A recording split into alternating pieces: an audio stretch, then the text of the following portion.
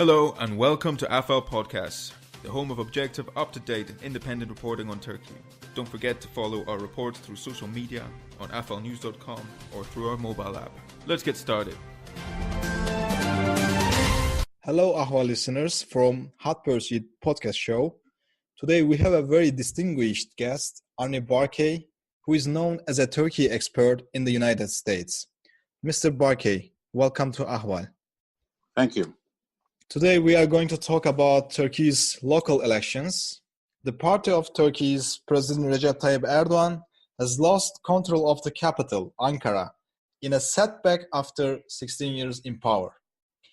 The opposition is also ahead in the contest for the mayor of the largest city, Istanbul. My first question, did you expect these results? Especially, I'm asking about Istanbul. No, I think Istanbul was a surprise. I think everybody kind of expected that Ankara would change hands, but Istanbul was a real surprise. I mean, there's no question that the candidate for CHP, Mr. Imamoğlu, followed a policy, election strategy that was very, very smart. And also what we're seeing, of course, is the way the Kurdish votes were decisive in upsetting the balance, if you want, or changing the balance. And thirdly, the other thing that I think we are now finally seeing is that people, even AKP supporters, are a little bit fed up with this continuous barrage of propaganda, of pressure. After all the electors saw, what people saw was one side of the discussion. They only saw what the government was saying. They only saw the government's propaganda. They only saw Erdogan's picture everywhere. And there's I think Turks, like every other people, I think at some point said enough is enough. I mean, we need some change. And in fact, Istanbul has been in the hands of AKP since 1994. So there is a great deal of evidence that people were willing to split their ballots. In other words, they voted for, maybe in some cases, for AKP mayors in local municipalities, but for the big municipality, for the overall Istanbul municipality, they decided to send a message to Erdogan. There is a new discussion in the Western media. This election results might be the end of the way for Erdogan. Do you agree with this? No, Erdogan is still going to be in power for the next 4 years. I mean, it depends on how he manages the crises that are bound to come up now. I mean, there are serious challenges facing him now. So he has to be very, very careful as to how he manages, because the Turkish economy is not in good shape. It is in a recession, and any mistake at this stage would make this recession a lot worse and would have a much worse impact on the average Turkish citizen, and that's why he's very, very vulnerable. But the problem for Erdogan is that he made a strategic choice that is backfiring. He decided to make this election, which is, after all, was a municipal election, was a local election, was about local issues. He turned it to a national election, and he made the issue essentially support for him. So if you voted for AKP, you supported Erdogan. If you voted for the opposition, you didn't support Erdogan, and you were therefore a traitor, or you were acting in a treasonous manner. That said, he, by following that policy, he created this situation for him. Imagine for a moment if he had not participated in the election and Istanbul and Ankara had changed hands, nobody would have said, "Oh, Erdogan lost." Erdogan would have been above politics. Then you could have said Binali Yıldırım lost, Özhaseki lost. They did not have a very good electoral strategy, and therefore they lost. Now people are saying Erdogan lost. Why? Because he made the issue all about himself, and now he's paying a price. He thought that by nationalizing the issue, right, that he would win.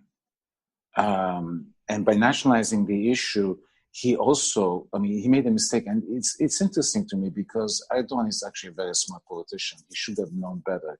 And I wonder whether or not, now that he's surrounded by sycophants, i.e. people who do nothing but say, "Oh, Mr. President, you're right. Oh, Mr. President, you're so wonderful." And we saw it in some of the interviews that the press, the Turkish press did with him. They always praised him and they didn't ask him questions. And it was all about how wonderful he is. And maybe he started believing that.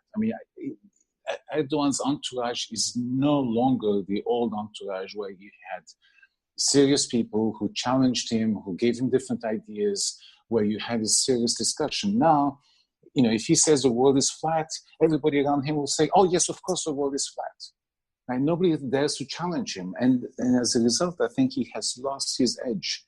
He has lost his political edge. And we see it now with this decision to nationalize the election instead of leaving it to and letting it be municipal elections, which that's what they were supposed to be. So what does it mean for the United States and Turkey relations, this election's results? Well, I think the big crisis is coming very soon, and that is the S-400 decision. You already saw that the United States has now sent a message to the Turks by saying they're stopping delivery of F-35 parts or anything that has to do with F-35s. They've frozen that relationship pending the S-400, whether or not the S-400s arrive. Now, this is a way of telling the Turks, please take us seriously. We are going to stop the F-35 program. We are going to temporarily at least kick you out of the F-35 program if you take delivery of the S-400s. This is the clearest message that the United States could send, that it is serious about this. Now, the problem for Erdogan is, because he lost Istanbul and because he lost Ankara, because people think that he has been hurt by the election result, that his image of omnipotence, of being the most powerful person, has suffered. I think he is not going to change his mind on the S-400s. He will take the S-400s. He cannot show that a weakened president after the elections is now going to change his mind and do what the United States wants him to do. After all, this whole election was about standing up against the United States. It was the United States that was undermining the Turkish economy. It was the United States that was standing up against Erdogan. And so you lose, or at least that's a perception that you lost. And then you change your mind and you don't take the S-400s. I think that's to me is impossible. So he will get the S-400s. The United States is going to impose a F-35 ban. And now the choice for Erdogan is how to manage this crisis. If he follows what he did during the election, that was in the election campaign, if he essentially berates the United States, if he decides to challenge the United States, if he creates a crisis with the United States, then the Turkish lira is going to suffer, the Turkish economy is going to suffer, it's going to have all kinds of repercussions. On the other hand, what he can do is say, okay, we are not going to take the F-35s. Maybe the Americans will change their mind at a later date. Maybe the strategic situation in the Middle East will change and the United States will change its mind. But at the moment, we are going to take the S-400s and we will do without the F-35s. And it will be one of the only NATO country that will not have F-35, so it will be at odds with the rest of NATO. But at least this way, he will try to avoid having a huge crisis with the United States in order to protect the Turkish economy. That's what I would do if I were him. But we'll see. He is actually a very angry man at the moment, and he is trying to think through. Obviously, we see that he hasn't spoken much recently since the election night. So, he's trying to mull and decide what he's going to do next. And I suspect this is going to be one of the options. So the last question, What role did the Kurdish votes play in these elections? Well, look, two things happened in the Kurdish votes. At least in the big cities, there's no question that Istanbul and Ankara would not have fallen into the opposition hands if it wasn't for the fact that the Kurds, because of Selahattin Demirtaş's message to vote for the opposition, CHP would not have, or the CHP alliance would not have won Istanbul and Ankara. This was decisive. The Kurdish vote was decisive. Now, in the Kurdish areas, we see some very interesting stuff. I mean, there are some places like Shirnak and Mush where the security forces essentially closed down the city, brought in soldiers to vote, manipulated. But there are also places where the HDP did not do as well, where some HDP voters stayed home. But there are places, obviously, where HDP, like in Diyarbakir and Kars, where they did fairly well. So it's in a way, it's a little bit of a mixed picture for HDP, and HDP needs to rethink some of its policies in the East. But at least from a strategic perspective, at least the HDP can say we were the instrument or the weapon, essentially, that undermined Erdogan's smooth sailing, certainly in Istanbul, but also probably in Ankara.